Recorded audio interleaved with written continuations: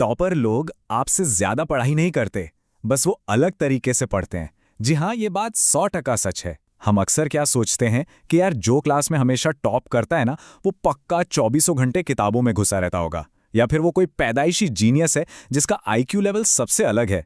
लेकिन सच बताऊं, ये सिर्फ और सिर्फ एक बहुत बड़ा मिथ है। आज के इस एक्सप्लेनर में हम इसी बात को डिकोड करने वाले हैं।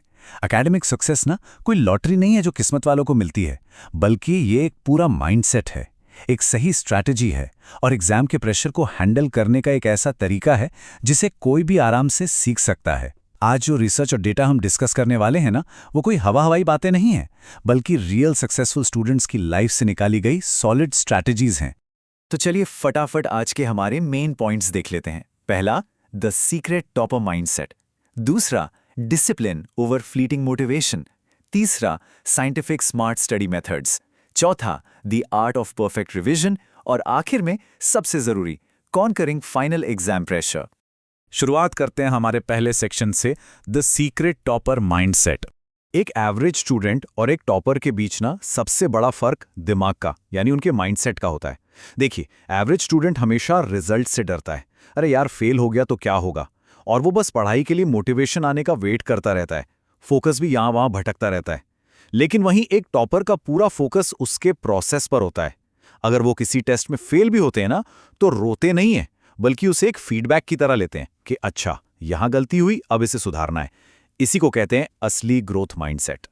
रिसर्च भी यही कहती है, focus on learning not just marks. मतलब जब आपका पूरा ध्यान कुछ नया सीखने और उसे लंबे टाइम तक याद रखने पर होता है ना, तो मार्क्स तो झक मार के पीछे आते हैं, सीरियसली। लेकिन अगर आप सिर्फ शॉर्ट टर्म मार्क्स के पीछे भागेंगे तो हाथ में सिर्फ स्ट्रेस और एंग्जाइटी ही लगेगी। चलिए अब आते हैं दूसरे सेक्शन पर, डिसिप्लिन ओवर फ्लीटिंग मोटिवेशन। आपको पता है, सक्सेसफुल स्टूडेंट्स कभी सही मूड का इंतजार नहीं करते। उनके लिए पढ़ाई एक रूटीन है, कोई चॉइस नहीं। यहां मोटिवेशन नहीं, बल्कि डिसिप्लिन काम आता है। वो लोग पोमोडोरो जैसी टेक्निक यूज करते हैं, मतलब 25 मिनट का एकदम डीप फोकस और फिर 5 मिनट का ब्रेक। इसके अलावा मिनिमलिज्म बहुत जरूरी है। मतलब 10 किताबों में सिर मारने से अच्छा है एक ही अच्छी किताब को 5-10 बार पढ़ लो। और हाँ, डिजिटल डिटॉक्स, अपना फोन दूर रखे बिना ये डीप फोकस तो भूल ही जाइए। अब देखिए, हम सबके सीखने का तरीका बिल्कुल अलग होता है।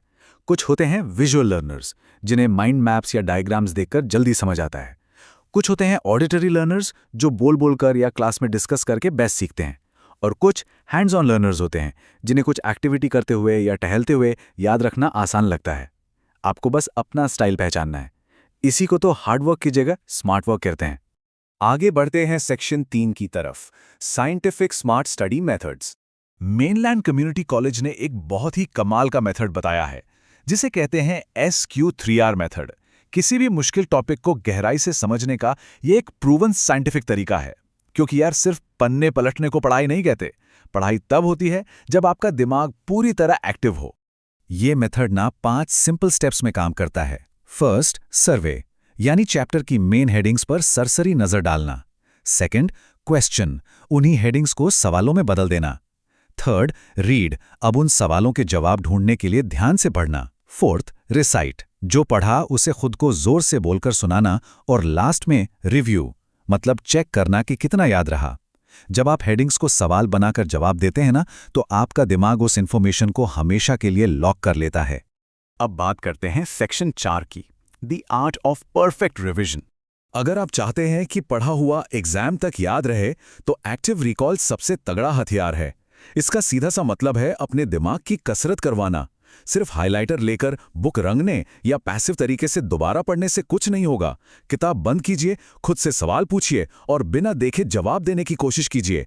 ये तरीका और मेमोरी पैलेस जैसी ट्रिक्स आपकी याददाश्त को लिटरली बुलेट प्रूफ बना देती हैं। रिवीजन को ना एक एथलीट की ट्रेनिंग की तरह समझिए। इसके 3 लेवल्स हैं। लेवल 1, जहां आप अपने बेसिक कॉन्सेप्ट्स एकदम पानी की तरह क्लियर करते हैं ताकि कोई कंफ्यूजन ना रहे। लेवल 2, जहां आप पिछले साल के सवाल यानी PYQ सॉल्व करके एग्जाम के पैटर्न को डिकोड करते हैं। और फाइनली लेवल 3, सबसे मुश्किल सवाल। यहां आप अपने कंफर्ट जोन से बाहर निकलते हैं और अपनी गलतियों का एक एरर लॉग बनाते हैं ताकि वो गलती दोबारा कभी ना हो। अब आते हैं हमारे आखिरी और सबसे इंपॉर्टेंट सेक्शन पे, कॉन्करिंग फाइनल एग्जाम प्रेशर। यहां एक बहुत बड़ा सवाल आता है, जरा सोच कर देखिए, टॉपर्स एग्जाम हॉल में कभी पैनिक क्यों नहीं करते? पेपर वही है, टाइम लिमिट वही है, फिर वो इतने रिलैक्स्ड कैसे रहते हैं? इसका जवाब छुपा है स्ट्रेस को देखने के उनके नजरिए में। एग्जाम प्रेशर को लेकर दो बिल्कुल अलग माइंडसेट होते हैं। एक एवरेज स्टूडेंट सोचता है भगवान, अगर मैं फेल हो गया तो मेरी तो दुनिया उजड़ जाएगी, इतने सारे बच्चे कंपटीशन में हैं। वो इसे एक खतरे की तरह देखता है। लेकिन एक टॉपर, वो इसे एक परफॉर्मेंस की तरह देखता है। उनके लिए एग्जाम हॉल उनका स्टेज है। जैसे एक स्पोर्ट्समैन के लिए प्रेशर उसकी परफॉर्मेंस को निखारता है ना, बिल्कुल वैसे ही टॉपर्स के लिए ये प्रेशर उनकी अलर्टनेस और फोकस को कई गुना बढ़ा देता है। उनका सेल्फ बिलीफ इस एक बात पर टिका होता है, मैंने इसके लिए तैयारी की है, अब बस जाके एग्जीक्यूट करना है। ये अफर्मेशन बहुत पावरफुल है। वो रिजल्ट की टेंशन नहीं लेते, बस प्रोसेस पर फोकस करते हैं। अगर कोई सवाल बाउंसर आ गया तो बिना घबराए उसे छोड़कर आगे बढ़ जाते हैं, क्योंकि उनका इकलौता टारगेट होता है बस अगला सही स्टेप लेना।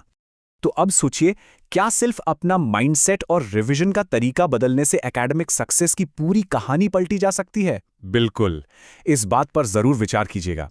अगर आपको भी टॉपर बनना है और अपनी लाइफ बदलनी है तो अभी चैनल को सब्सक्राइब करो, क्योंकि अगली वीडियो आपकी पढ़ाई का गेम बदल देगी।